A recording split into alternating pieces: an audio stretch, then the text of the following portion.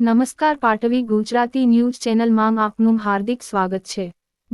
વડોદરા જિલ્લા પંચાયત માંગ મકાન વિભાગ દ્વારા ડભોઈ તાલુકાના શંકરપુરાથી વડજ ગામનો 2 કિલોમીટરનો નવીન રોડ બનાવવામાં આવ્યો છે, પરંતુ રોડની બંને સાઈડો ઉપર ગાડા બાવળના જાડી ઝાંખરા મોટા પ્રમાણમાં ઊંધી નીકળ્યા હોય રોડ ઉપરથી પસાર થતાં વાહન ચાલકો અને ખાસ કરીને બાઇક ચાલકોને અનેક મુશ્કેલી પડે છે। સામેથી આવતા વાહનો નજર પડતા નથી, અકસ્માતનો ભવિષ્યવાણી રહ્યો છે, જ્યારે કે બાઇક ચાલકોને આંખમાં મોઢાના ભાગે જાડી ઝાંખરા વાગતા હોય વહેલી તકે આ જાળી ઝાંખરા દૂર કરવા વાહન ચાલકો અને ગ્રામજનોની માંગ ઉઠવા પામી છે। રોડ બની ગયા પછી અધિકારીઓ તેને જોવા પણ નથી ગયા એવું લાગી રહ્યું છે। રાત્રિ દરમિયાન આ રોડ પરથી અવાય જ નહીં, પણ દિવસે પણ પસાર થવું હોય તો કેટલું વિચારવું પડે। શું ડભોઈ વડોદરા જિલ્લા પંચાયત માર્ગ મકાન વિભાગના અધિકારીઓ શું શંકરપુરા વડજ રોડની મુલાકાત લેશે અને જાડી ઝાડ બાવળ દૂર કરશે તેવી માંગ ઉઠવા પામી છે।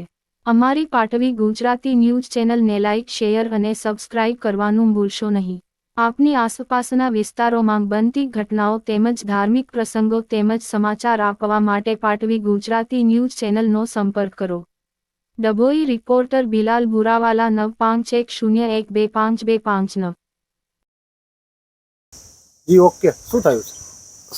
શંકરપુરાથી વડોદનો રસ્તો 2 કિલોમીટરનો છે, જે એકલી જાળી આવી ગયેલી છે અને જાળીથી ચાલતો અને બાઇક લઈને તો માણસથી છરકાય એવું નથી, અને એ જાળીને લીધે એરું ઝાંઝળ અને ચોરીનો બહુ જ ભય લાગે છે। અને આ જે શંકરપુરાથી જે વડોદનો માર્ગ છે એ આપાઈ સિનોર, કરજણ થી માંડીને કલેડિયા, સાંઢોદ, ચિકોદરા, કોસિંદ્રા શોર્ટકટ રસ્તો છે, જે મજૂર અને કાયમ માટેનો અવર જવરનો વ્યવહાર છે।